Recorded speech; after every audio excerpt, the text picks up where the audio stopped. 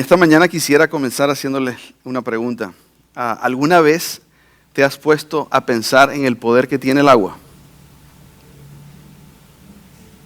No sé si te habías dado cuenta, pero el agua es el poder responsable de darle su forma a maravillas en la naturaleza, como por ejemplo el Gran Cañón de Colorado. No sé si sabes, pero inclusive la forma que tienen las costas del mar la toman por el poder de erosión del agua. Las olas están constantemente pegándole a las piedras que están en la costa y le dan forma a las costas. En la industria, el agua tiene algunos usos que para mí son fascinantes, son sorprendentes. Piensa en lo siguiente: hay una máquina que utiliza agua para cortar materiales duros como el acero o el hierro. ¿Cómo lo hace? ¿Cómo lo hace? Y lo hace con un chorro pequeñito de agua a altísima velocidad y lo coloca en el acero y lo corta precisamente, con mucha precisión. O considera, por ejemplo, lo que hacen hoy en día algunas de las compañías petroleras, que en vez de utilizar un taladro para sacar el petróleo, ahora utilizan agua, inyectan agua en el pozo. Y lo que hacen es que inyectan agua a una altísima presión. Estamos hablando de pozos que están a 2.500 metros debajo de la superficie. Y están inyectando agua para reventar la roca que contiene el petróleo. Y cuando la roca se revienta, sale el petróleo y de ahí se puede extraer del pozo. Se dan cuenta que el agua, nada más en estos 4 ejemplos, el agua tiene muchísimo poder. Y por más poderosa que sea el agua, hay algo más que tiene muchísimo mayor poder.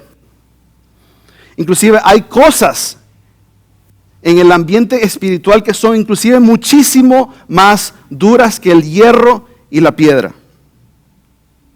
Y aquello que es más poderoso que el agua es la palabra de Dios. Y aquello que es más duro que el acero, el hierro o inclusive la piedra es un corazón desobediente e incrédulo. Y hoy quiero dirigir a tu atención al poder asombroso que tiene la palabra de Dios para cortar o para fracturar un corazón endurecido. Así que voy a pedir que por favor abran sus Biblias en Hebreos capítulo 4. Hebreos capítulo 4, ese va a ser nuestro pasaje en esta mañana.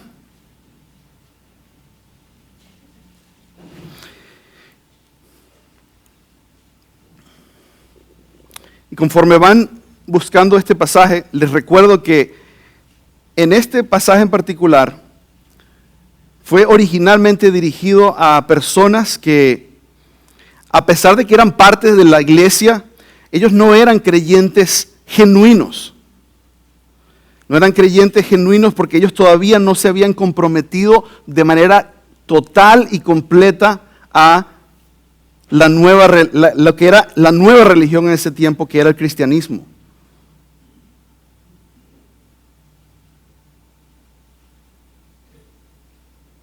Así que nosotros podemos ver el ejemplo de estos creyentes, y a pesar de que nosotros somos la iglesia, nosotros debemos reconocer que muchas veces, inclusive los creyentes genuinos, tenemos partes, rincones en nuestros corazones que son increíblemente duros. ¿No es así? Así que vamos a leer el pasaje en esta mañana que nos va a ocupar. Hebreos capítulo 4, versículos 12 al 13. Y así dice la palabra de Dios. Porque la palabra de Dios es viva y eficaz, y más cortante que toda espada de 2 filos, y penetra hasta partir el alma y el espíritu, las coyunturas y los tuétanos, y discierne los pensamientos y las intenciones del corazón. Oremos al Señor, hermanos. Padre, queremos venir ante ti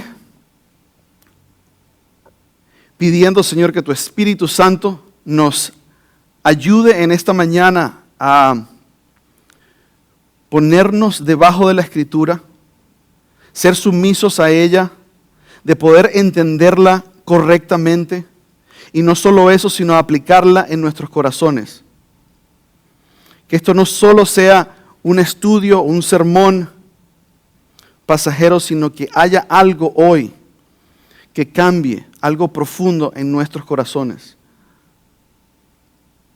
Señor, tu palabra es eficaz, tu palabra es sin duda viva porque tiene tu poder. Así que Padre, yo pido el poder del Espíritu Santo en esta mañana para que actúe de manera nueva, de manera fresca en cada uno de nuestros corazones a través de la palabra escrita. Señor, dependemos de ti. Queremos que nuestros corazones glorifiquen a nuestro Creador. Queremos que nuestros corazones glorifiquen a aquel que nos ha redimido por la sangre derramada en la cruz del Calvario.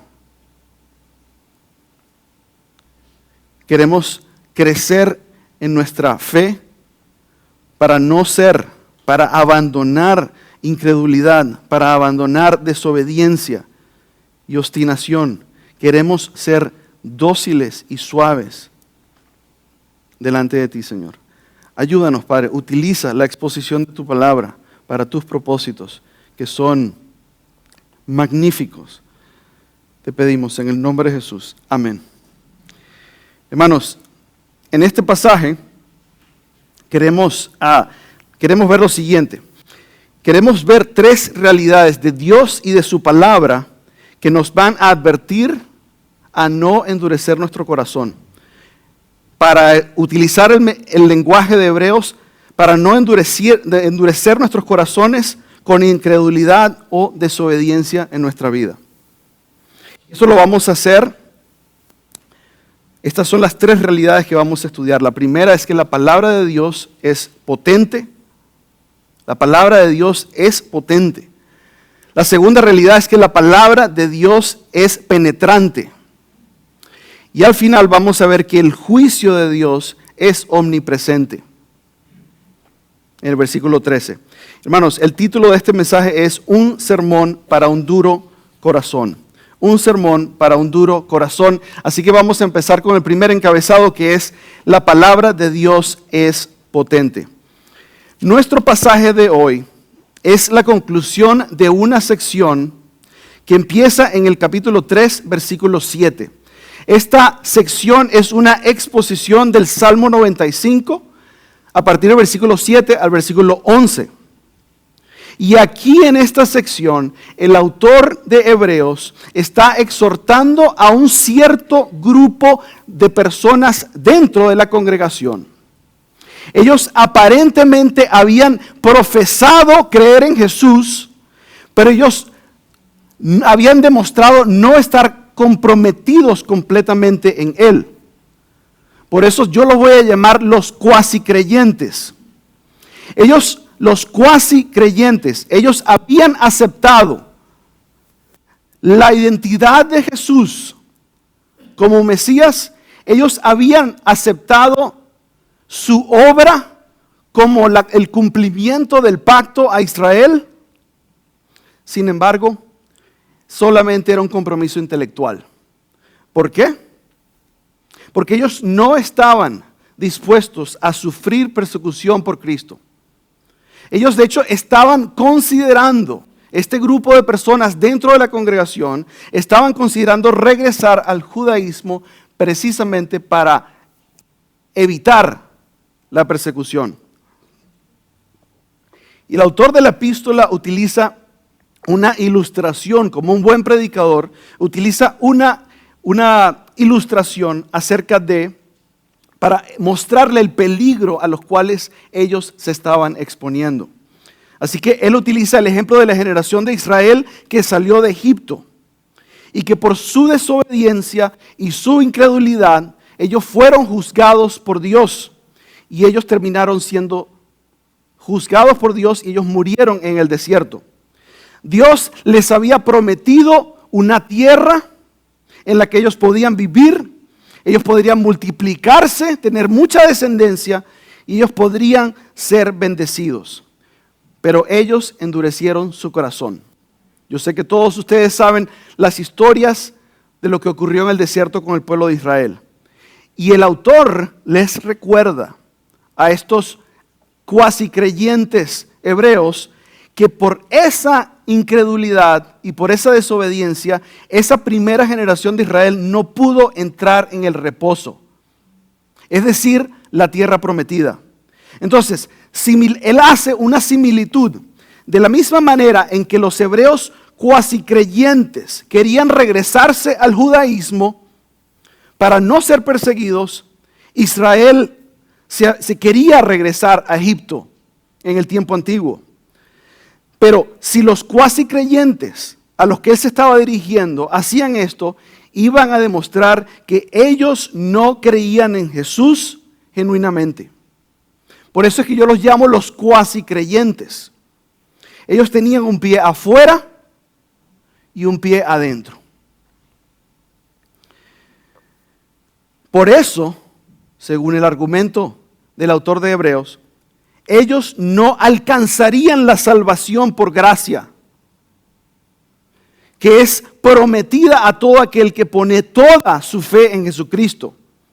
De la misma manera que esa primera generación de israelitas no pudieron entrar en la tierra prometida. Es decir, para la persona que no cree en el Hijo de Dios, ¿qué puede esperar? Solo espera condenación y solo espera muerte eterna, como los judíos en aquel tiempo perecieron en el desierto. Y ese es el argumento que hace el autor de Hebreos antes de llegar a este versículo. Y en los dos versículos que vamos a ver hoy es la conclusión de este argumento. Porque tomando la idea del Salmo 95, lo que hace el autor de Hebreos es que está predicando, está clamando a esta gente que está coqueteando con la muerte espiritual, porque no quieren poner toda su fe, no quieren caminar hacia la tierra prometida del cielo, sino que se quieren regresar a las obras del judaísmo.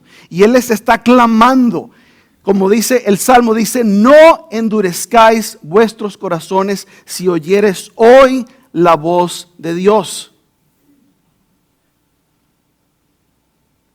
Ahora, cuando tú escuchas esto, la tentación puede ser de decir, bueno, esto se trata nada más de una generación de israelitas en un desierto lejano, allá en el oriente, siglos y siglos antes de Cristo. Pero esto no solo se trata de ese Israel antiguo. Esto tampoco solo se trata de una iglesia en el primer siglo después de Cristo. Esto se trata de esta iglesia hoy en día. Acuérdense, esto fue algo que Jesús enseñó. Él nos dio la certeza de que en la iglesia siempre van a existir personas que parecen ser cristianas, pero que no lo son. ¿Se acuerdan de la parábola del trigo y la cizaña? Para los que no se acuerden, la cizaña era una especie de hierba mala que se sembraba, que se sembraba por Satanás, se sembraba en el campo. Y esa hierba mala era muy difícil de distinguirla con el trigo. La única manera de distinguirla era esperar hasta el día en que el trigo produciera el grano, y así se sabía: el trigo produce el grano y la cizaña no lo hace. Y esa es la manera de Jesucristo, esa fue la manera que Él enseñó, que en la iglesia va a haber verdaderos cristianos, y los podemos saber por sus frutos, y en la iglesia al lado de ellos van a estar mezclados con falsos cristianos que no dan fruto. Y el punto del argumento de Hebreos acá es que si lo trasladamos al día de hoy, si tú eres una cizaña, si tú no has creído por completo en el Evangelio, sea por incredulidad o sea por desobediencia, porque tú amas tu pecado y estás preocupado por las cosas del mundo, y yo conozco personas que literalmente me han dicho, yo estoy esperando hasta el día en que esté en el lecho de mi muerte para entregarme a Cristo.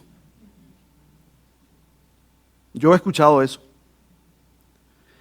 Y esa persona que deja el evangelio para otro día, según el argumento de Hebreos, está en peligro de muerte. En peligro de muerte y de muerte eterna.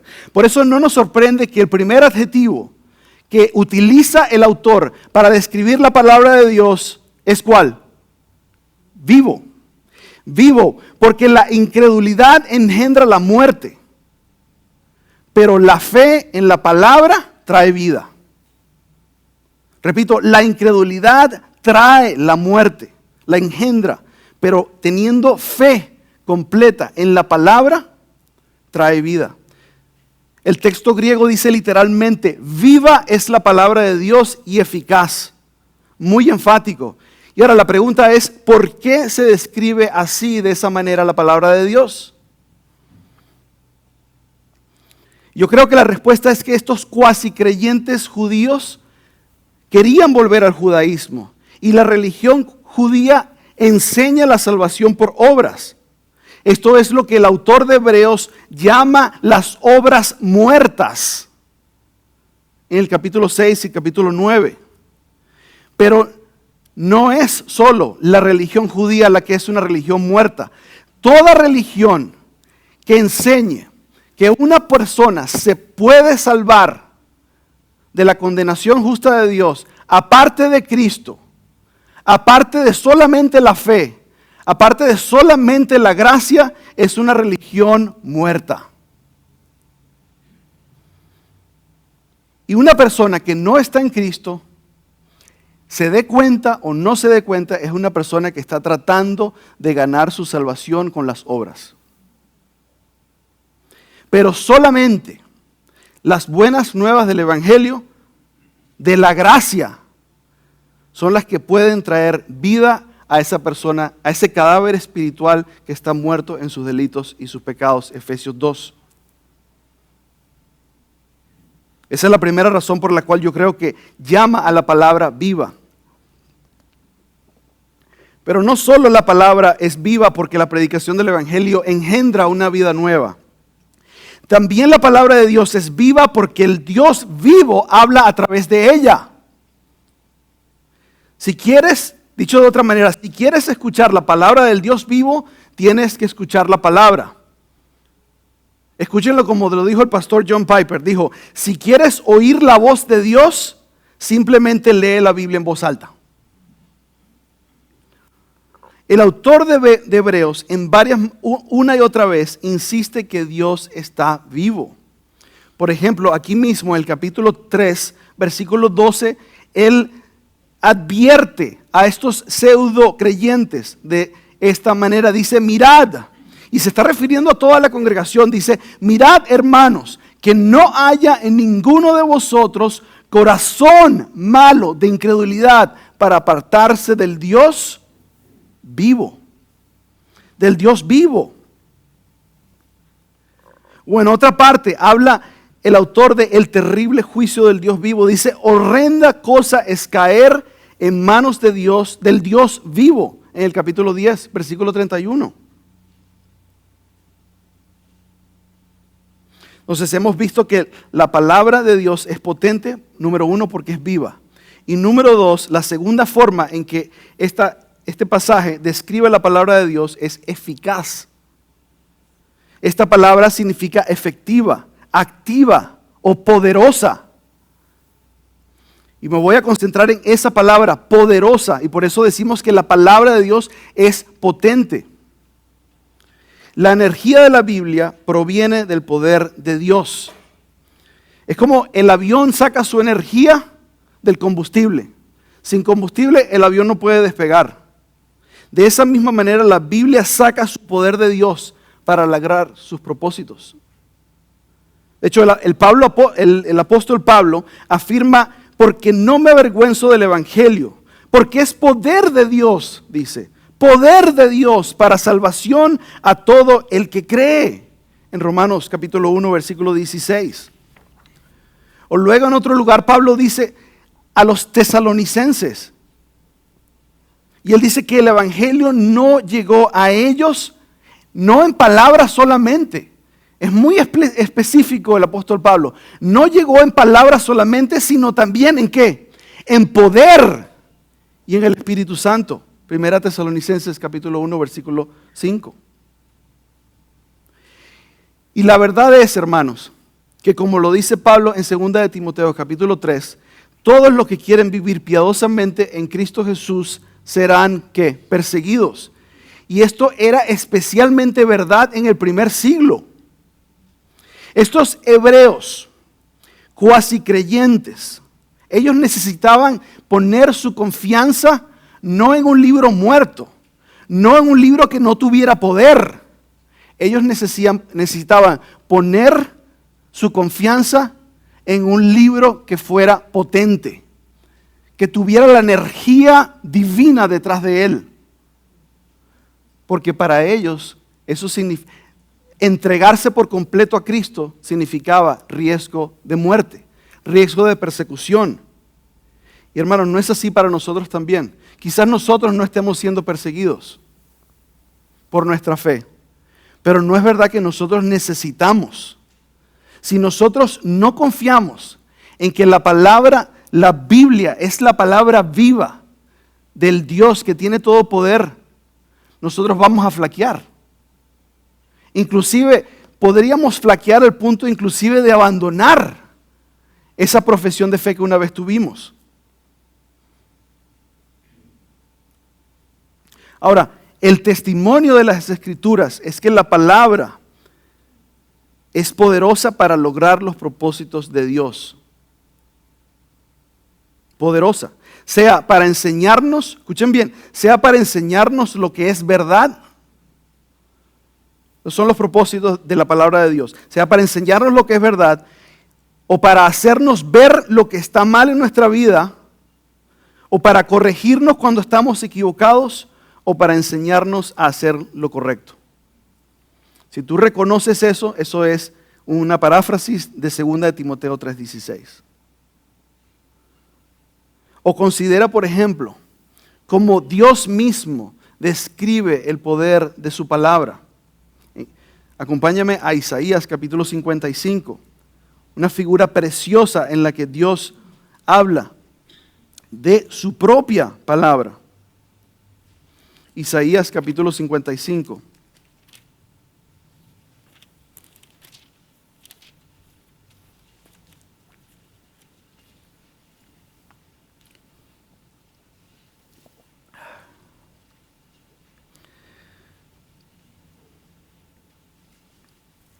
Versículos 10 al 11.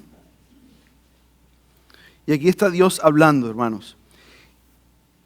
Y presten atención a la imagen que está dando Dios acerca del poder que tiene su palabra. Dice, porque como desciende de los cielos la lluvia y la nieve, y no vuelve allá, es decir, no vuelve a los cielos, sino que riega la tierra y la hace germinar y producir, y da semilla al que siembra y pan al que come. Dice, así será mi palabra que sale de mi boca, no volverá a mí vacía. ¿Y qué es lo que va a hacer? Sino que hará lo que yo quiero y será prosperada en aquello para que la envié. Es decir, que las promesas de la palabra de Dios son infalibles porque el poder de Dios está detrás de su palabra. Él siempre va a hacer con su palabra lo que Él se ha propuesto, hermanos. Y a la luz de esto, yo me pregunto si nosotros deberíamos reflexionar acerca de cuál es nuestra actitud con respecto a la Escritura. Quizás algunos de nosotros debamos arrepentirnos de la actitud que a veces tenemos ante la predicación de la palabra. Muchas veces venimos a la predicación con apatía, o podemos venir con aburrimiento, con cansancio, o a veces por incredulidad. Y quizás sea una cuestión de familiaridad, quizás sea una cuestión de que estamos distraídos con los afanes del mundo. Pero yo me pregunto, a la luz de que la palabra de Dios es potente, ¿de verdad nosotros creemos que estamos escuchando la palabra poderosa de Dios? ¿De verdad que este libro es capaz de salvar al pecador que está condenado y en camino al infierno? ¿Esta palabra de verdad, este libro tiene el poder de traer santidad al cristiano? ¿Este libro es capaz de quitarte el peso de conciencia que tienes? ¿Este libro te puede quitar el desánimo que tienes cuando tú lees las promesas que aquí se encuentran? Este libro puede humillar tu orgullo. Hermano, yo creo que nosotros debemos crecer en esa convicción de que esta palabra es suficiente porque tiene el poder de Dios en ella para transformar tu vida, para agarrar esas esquinas y esos rincones duros de tu corazón, para despedazarlos y suavizar tu corazón. Así que hemos visto que la palabra primeramente es potente. Ahora veamos que la palabra es penetrante. La palabra de Dios es penetrante y este es mi segundo punto. La segunda, volviendo a Hebreos capítulo 4. Volviendo a Hebreos capítulo 4, para que me puedan seguir en sus Biblias. Viendo la segunda mitad del versículo 12, dice que la palabra da una nueva descripción o una descripción adicional de la palabra de Dios. Y dice que es más cortante que toda espada de dos filos y penetra hasta el alma y el espíritu, las coyunturas y los tuétanos. ¿Ok? Ahora, aquí el autor está describiendo la palabra como un cuchillo súper afilado. Se notarán que el versículo está hablando de una espada, pero no piensen en una espada larga, como quizás inmediatamente pensamos. En este versículo se está refiriendo más específicamente a un cuchillo pequeño, una daga o un puñal. Es lo que cargaban los soldados romanos para utilizar en el combate de cuerpo a cuerpo. Si se acuerdan, esta palabra es lo que Pablo, la manera en que Pablo utiliza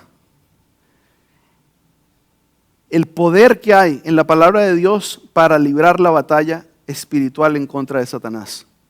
¿Se acuerdan? En Efesios capítulo 6, versículo 17 dice, la espada del Espíritu que es la palabra de Dios.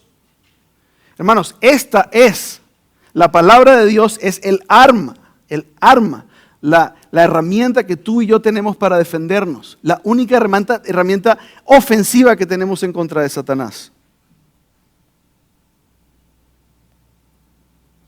Pero en Hebreos el problema no es que el cristiano necesite un arma espiritual en contra de Satanás. El problema es que en cada congregación va a haber personas que parecen cristianos pero no lo son. Y en la audiencia original estos cuasi creyentes se estaban tramando en su mente. En su incredulidad estaban diciendo, pero si sigo viniendo aquí a esta congregación, me van a perseguir, me van a sacar, me van a meter en la cárcel, quizás me puedan meter preso. ¿Qué tal si yo simplemente regreso al judaísmo? ¿Qué tal si simplemente regreso al templo a hacer sacrificios? Y ahí se me acaban los problemas. Y todo esto está ocurriendo en la mente. Abandonar a Cristo, regresar al judaísmo. Abandonar a Cristo, regresar a Moisés. Pero en la iglesia quizás no siempre sea muy diferente a eso. Nosotros a veces vemos personas que se desaniman, a veces por cosas superficiales, y ya no regresan a la iglesia. Quizás alguien no hizo lo que ellos querían que ellos hicieran y la persona ya no regresa. De repente sucede algo como la pandemia y se quedan en su casa y nunca regresan a la iglesia. Esto no es común, esto no es cuestión de hace 2000 años. Esta es la naturaleza del hombre. Entonces aquí él está hablando de cuando se refiere a una espada punzante, penetrante, filosa, de doble filo, se está refiriendo al poder que tiene la palabra de Dios para descubrir lo que está adentro del corazón del hombre, en lo más profundo. Porque de la misma que un cuchillo, si usted va a sacrificar un animal, de la misma manera que si el cuchillo no tiene filo, no va a poder traspasar la piel ni siquiera. Pero si el cuchillo está bien afilado, va a ir sin mucho esfuerzo, va a ir hasta lo más profundo. Y esa es la imagen que nos está dando el autor. Y lo más profundo del hombre, según este versículo, son sus pensamientos y sus intenciones que tiene en el corazón. Fíjense que el versículo habla de que esta espada penetra hasta partir el alma y el espíritu, las coyunturas y los tuétanos. Si usted no sabe qué significa esa palabra tuétano, yo tampoco sabía hace mucho tiempo. Esa palabra son la médula de los huesos. Ese es el líquido que está dentro de los huesos. ¿Okay? Yo no soy doctor, pero usted lo puede buscar. Esta es una expresión difícil de interpretar. Y yo creo que hoy tengo que hacer un comentario breve acerca de esto. Mi postura, muchas personas toman este versículo y un otro que vamos a ver ahorita en un momento para enseñar que el hombre está dividido entre cuerpo, alma y espíritu. Mi postura es que el Nuevo Testamento no enseña esto. No enseña que el alma y el espíritu sean dos cosas distintas. Es cierto que tenemos este pasaje que habla de hasta que se va a dividir el alma y se va a dividir el espíritu como si fueran dos cosas separadas. Y también es cierto, y si quieren me pueden acompañar, que tenemos un versículo como 1 Tesalonicenses capítulo 5. En 1 Tesalonicenses capítulo 5 vemos a Pablo ya concluyendo su carta y él está haciendo una expresión de oración por la congregación en Tesalónica. Y él dice lo siguiente. 1 Tesalonicenses capítulo 5 versículo 23. Y así dice Pablo, y el mismo Dios de paz os santifique por completo, y todo vuestro ser, espíritu, alma y cuerpo, sea guardado irreprensible para la venida de nuestro Señor Jesucristo. Entonces, uno pudiera interpretar estos dos versículos en aislamiento y decir, el hombre está dividido entre cuerpo, alma y espíritu. Sin embargo, yo debo mencionar que cuando se utiliza la palabra en el Nuevo Testamento, alma y espíritu, muchas veces se utiliza de manera intercambiable para referirse a la misma cosa, es decir, a la parte inmaterial del hombre, lo que no se puede tocar, lo que no se puede ver. Segundo, cuando el apóstol Pablo, en muchos lugares, pero ahorita vamos a ver uno solo, pero el apóstol Pablo, cuando él habla, cuando está hablando de la división del hombre, él parece solamente concebir dos divisiones, el cuerpo y lo que no es el cuerpo. Consideremos, por ejemplo, en 2 de Corintios, te pido que por favor vayas allí conmigo, 2 de Corintios capítulo 4.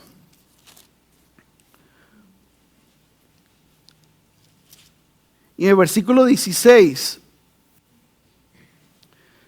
Pablo está discutiendo las dificultades espirituales de la vida cristiana. Y aquí dice, por tanto, no desmayamos. 2 de Corintios capítulo 4, versículo 16. Por tanto, no desmayamos, dice el apóstol. Aunque este hombre exterior se va desgastando, y la referencia es obvia al cuerpo. Yo no sé usted, pero yo me estoy dando cuenta que mi cuerpo se está desgastando. Pero el apóstol Pablo dice, el interior, es decir, el hombre interior se va renovando de día en día. Y la referencia es obvia, su espíritu se va renovando por la obra de Dios en él, pero no así su cuerpo. Entonces, esta es la manera en que el apóstol Pablo considera la composición del hombre. Hay una parte material, lo que es la carne, los huesos, todo lo que es tejido, lo que nosotros somos, lo que tú puedes tocar, lo que tú puedes ver, y también la parte inmaterial. La puedes llamar alma, la puedes llamar espíritu, la puedes llamar corazón, como tú quieras.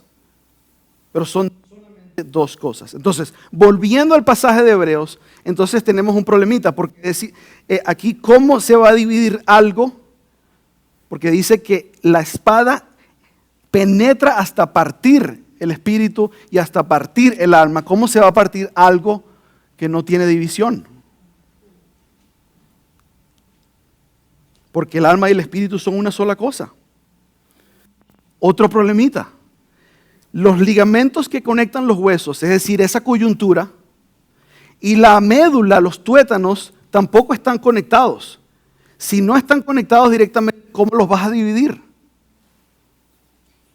No se puede. Entonces, un buen principio de interpretación nos obliga a decir que entonces esto no lo podemos interpretar de manera literal. Un buen principio de interpretación dice que tú debes asumir que todo lo que dice la Biblia es literal, a menos de que tengas razones suficientes para creer lo contrario. Entonces, en este caso, yo interpreto que el autor no está hablando a un lenguaje figurativo, no es literal. Entonces, cuando dice que la palabra penetra al alma, al espíritu, a los tuétanos, a las coyunturas, lo que está diciendo es que la palabra de Dios es capaz de examinar lo más profundo del ser humano. Y en este caso, estos son los pensamientos y las intenciones de su corazón. Como decíamos al comienzo, el agua puede entrar y quebrantar la piedra que está a 2500 metros de profundidad. Eso es lo que hace la palabra con tu corazón. Y no es así, hermanos, que siempre el meollo del problema es el corazón. El problema no es el ambiente donde yo estoy, como enseñan los psicólogos. El problema no es mi autoestima, ni el sistema de apoyo que yo pueda tener, ni cómo me trataron mis padres. El meollo es cómo yo trato con todas esas cosas en mi corazón. Cómo yo pienso acerca de lo que me está pasando en mi vida, de cómo me han tratado ciertas personas o con las dificultades y las limitaciones que tengo. Cómo yo pienso acerca de esas cosas. Cómo yo las evalúo. Ese es el meollo del problema. El problema muchas veces no es superficial, lo que digo, lo que hago a los lugares donde voy. Cuando he pecado con mi boca o he pecado con mis pies, como diría los autores del Antiguo Testamento, ya se ha concebido el pecado en mi corazón. Fíjense que la palabra dice acá que Él discierne. La palabra discierne este corazón. Esa palabra también se puede traducir de la siguiente manera. Se puede traducir que la palabra de Dios es capaz de juzgar los pensamientos. De juzgarlos. No es solamente que los discierne, sino que los puede juzgar. Es decir, Dios ve los pensamientos y las intenciones de tu corazón, del mío, y Él las compara y las mide en contra de su palabra.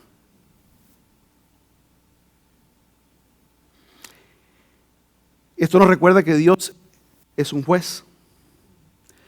Esto nos recuerda que Él juzga conforme a su palabra. La palabra de Dios no juzga con un juicio superficial como el tuyo y el mío.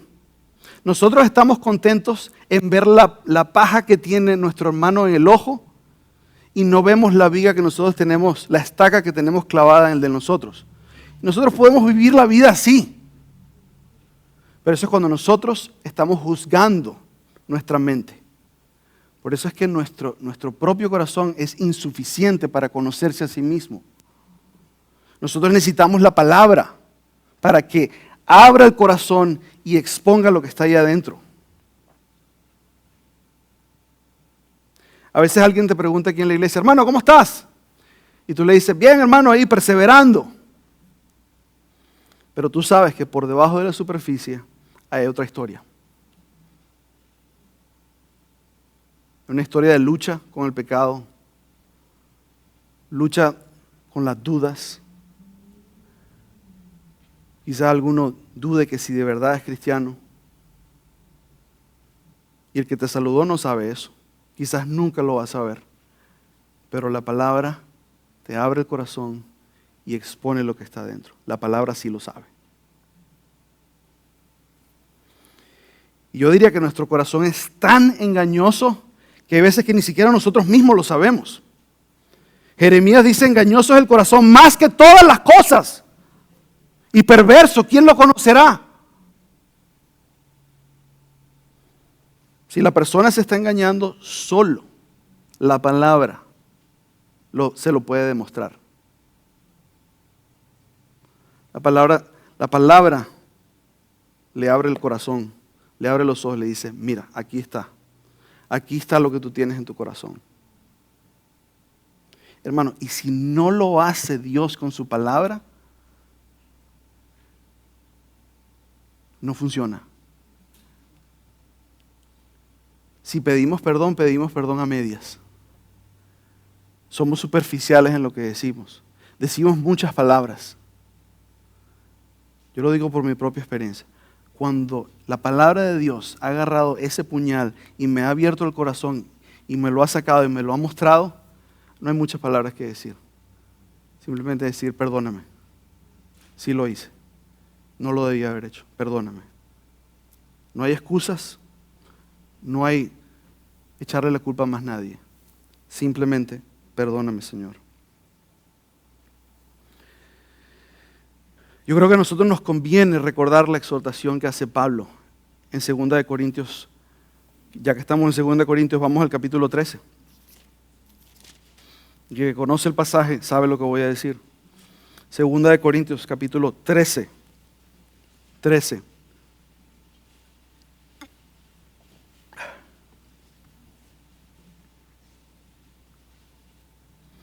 Versículo 5, esta es la exhortación que hace Pablo. Y hermanos, yo creo que esta es una exhortación que tú y yo necesitamos escuchar el día de hoy. Examinaos a vosotros mismos si estáis en la fe. Probaos a vosotros mismos. ¿O no os conocéis a vosotros mismos que Jesucristo está en vosotros, a menos que estéis reprobados? Y la pregunta siempre es, ¿cómo nos examinamos a nosotros mismos? Y la respuesta siempre es, con la Escritura. Con la espada de doble filo. No necesitas nada más.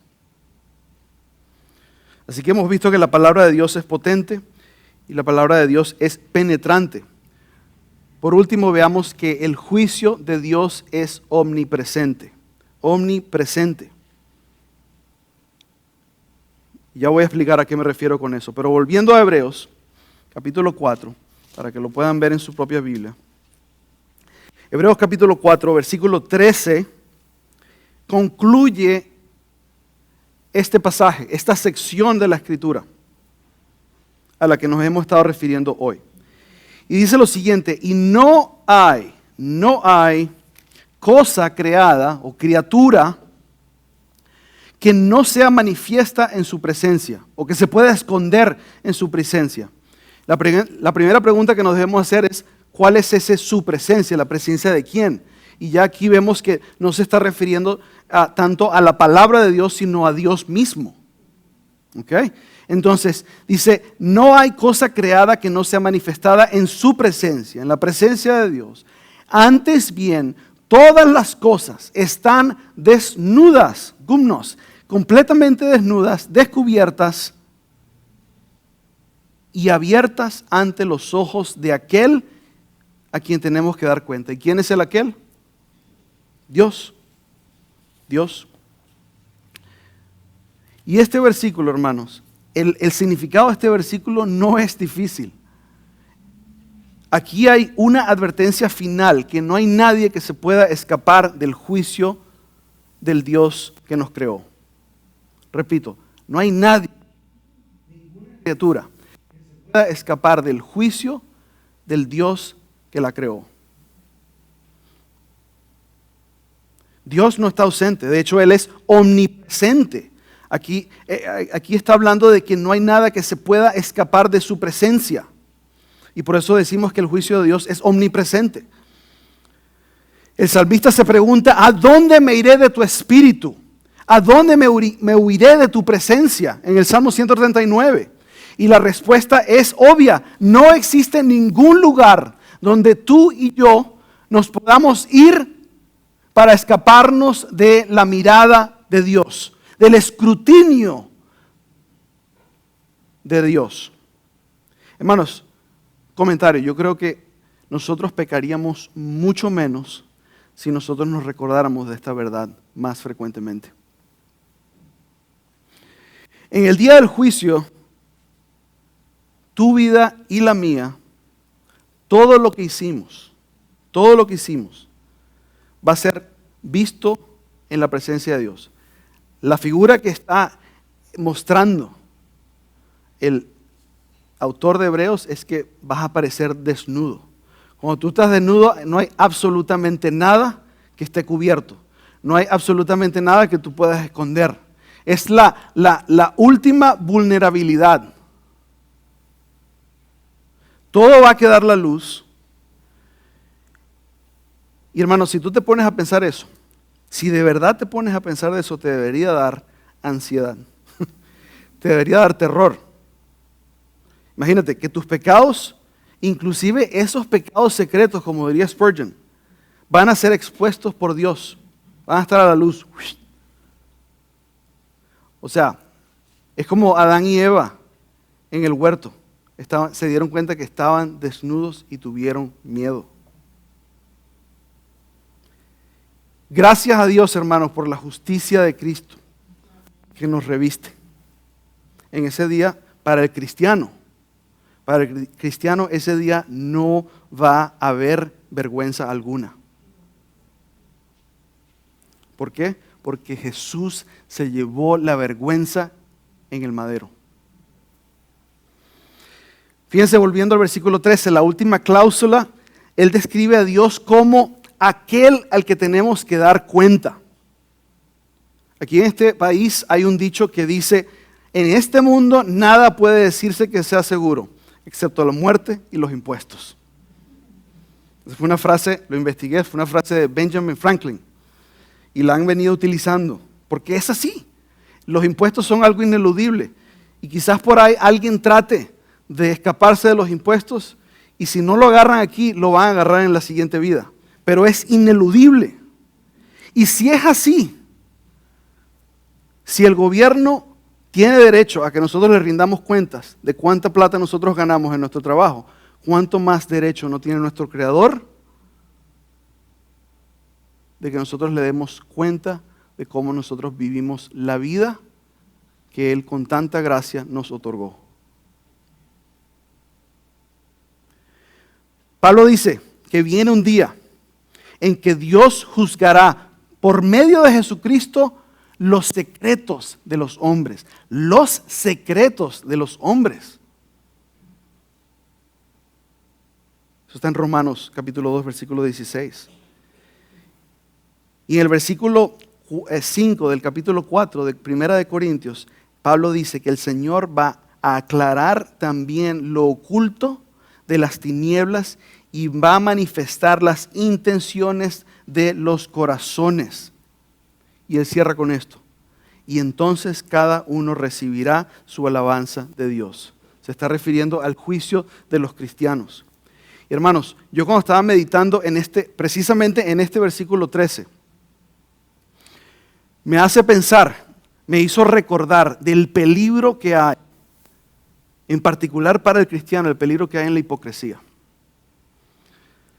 En el peligro de la hipocresía, porque la hipocresía es una de las maneras en que nuestro corazón se endurece. Ahí la hipocresía, el pecado está adentro, escondido como estaba escondido el petróleo dentro de esa roca. y nosotros nos acostumbramos a vivir así. Pero es necedad, porque va a haber un día en que Dios va a manifestar los secretos del hombre. Así que cuidado con ese peligro. Cuidado con ese peligro. Todos lo debemos tener. De que nuestra vida interna se equipare con la vida externa. Como nosotros somos para afuera, seamos para adentro. Y como yo decía, nuestro corazón es engañoso. Yo no puedo decir que tengo vida perfecta, pero lo que yo sí puedo decir es que la Escritura me puede demostrar a mí dónde está la hipocresía en mi corazón. Y eso es para ti también. Para el cuasi cristiano, estas palabras querían decir lo siguiente: si tú te quieres regresar al judaísmo, está bien, pero te advierto, no te olvides que esa incredulidad y esa desobediencia al evangelio que tú estás mostrando, allá en el judaísmo tú las puedes esconder, pero solo por un tiempo. Va a haber un día en donde vas a estar en la presencia del Señor. Y yo creo que para el cuasi cristiano que está en la iglesia hoy en día es igual. Nosotros podemos estar sentados en esa silla, sentados en aquella silla, tranquilamente. Nadie se va a dar cuenta que en nuestro corazón todavía nosotros de verdad no hemos creído en Jesucristo. Y nadie lo va a saber.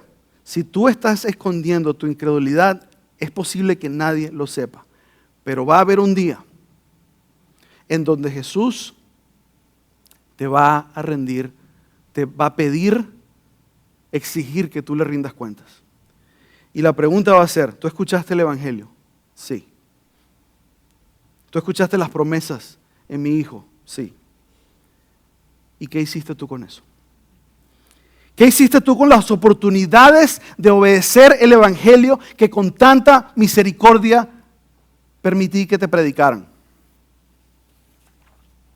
¿Qué hiciste con el Cordero de Dios que fue sacrificado para el perdón de los pecados? Amigo, ese día no va a haber excusa. No va a haber escape. No te engañes, tú no tienes garantizado otro día. Hoy es el día de salvación. Y escucha, este pasaje no te condena. Este pasaje más bien te ruega, y yo te ruego. Deja esa hipocresía, esa pantalla, esa imagen que estás tratando de dar. Y humíllate ante el Señor. Y de verdad pídele perdón. Si tu espíritu, si tu conciencia te está dando codazos y te está diciendo: este mensaje es para ti, no lo dejes para otro día. No lo dejes para otro día. Entrégate a Cristo por completo. Abandona tu pecado. Abandona el amor que tienes por tu pecado. Abandona el amor que tienes por tu vida tal y cual como es, tan preciosa como sea. Las excusas que uno escucha muchas veces es que: pero es que no quiero cambiar mi estilo de vida. Pues yo tampoco lo quería cambiar. Nadie lo quiere cambiar. Pero el sacrificio de Cristo lo demanda. Y tu sobrevivencia eterna lo demanda. Jesucristo ama a los pecadores. Él no los odia, Él los ama. Y por eso se dio a sí mismo por los pecadores como tú, como yo, en la cruz. Para que fuéramos libres de ese pecado, de esa hipocresía, para que pudiéramos disfrutar con Él la vida eterna.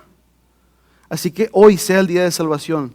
Si tú estás aquí y tú sabes en la médula de tus huesos que tú eres un cuasi cristiano. Y para nosotros que hemos recibido este don de Dios, que sí somos cristianos, no porque seamos mejor personas, no porque seamos especiales en la mirada de Dios, sino simplemente por su gracia, sin que hubiese nada que nosotros nos mereciéramos. Para nosotros que hemos sido redimidos, este pasaje nos recuerda del poder avallazador, el poder increíble, el poder fuerte, el poder destructor que tiene la palabra de Dios.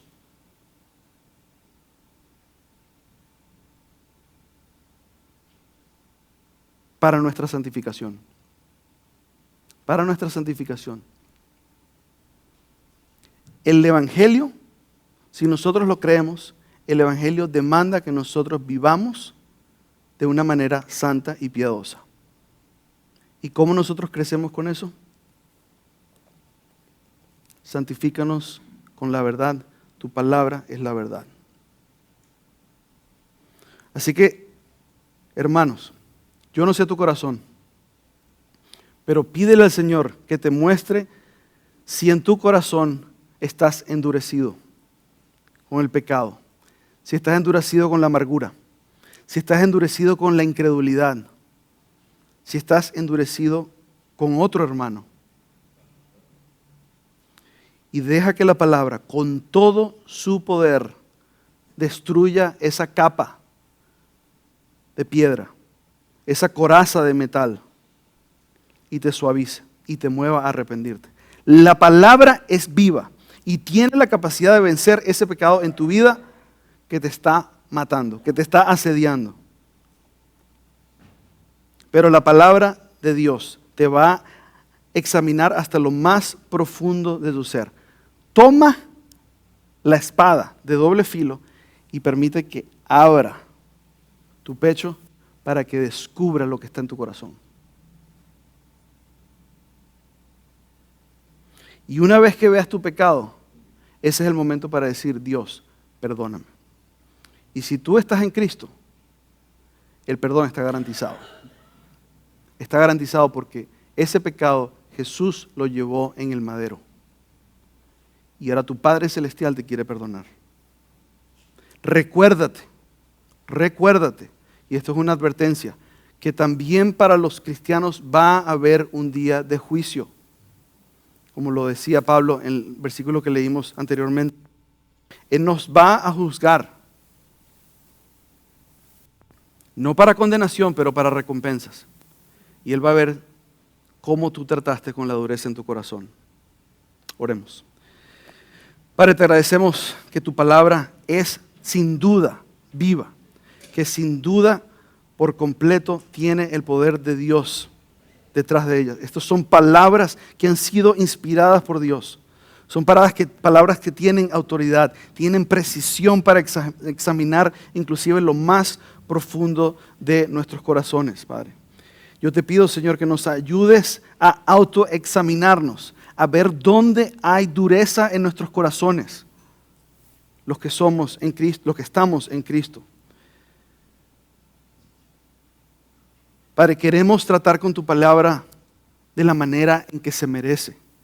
Padre, mañana nosotros queremos despertarnos, nosotros queremos ir a la palabra y queremos decir: Señor, esta Biblia que voy a leer es tu palabra, está viva, es cortante y yo necesito que abra mi corazón para exponer mi pecado. La Biblia no es un libro que yo debo leer para simplemente completar un plan de lectura. La Biblia no es un libro que yo necesito estudiar para escribir un sermón o una lección de escuela dominical. No. Nosotros queremos decir: Padre, examíname, oh Dios, y conoce mi corazón, pruébame y conoce mis pensamientos. Y que a través de tu palabra tú puedas ver si hay en cada uno de nosotros camino de perversidad, como dice el salmista, y que nos puedas guiar al camino eterno. Señor, queremos ser transformados por tu poder, queremos ser movidos para hacer guerra en contra del pecado que nos asedia y queremos vivir para tu gloria, nuestro Señor. Padre, si hay alguien que escucha mi voz y que esa persona sabe que es un cuasi cristiano, sabe que su corazón no se ha entregado por completo a Jesucristo, Señor, yo te pido que tu palabra, con todos los defectos del predicador, que tu palabra haga su obra en esa persona y abra el corazón y le muestre su incredulidad, le muestre su desobediencia al Evangelio y esa persona pueda hallar arrepentimiento y pueda hallar gracia en tu presencia el día de hoy y ser aceptado como hijo en la familia de Dios. Esto lo pedimos en el nombre de Jesús. Amén.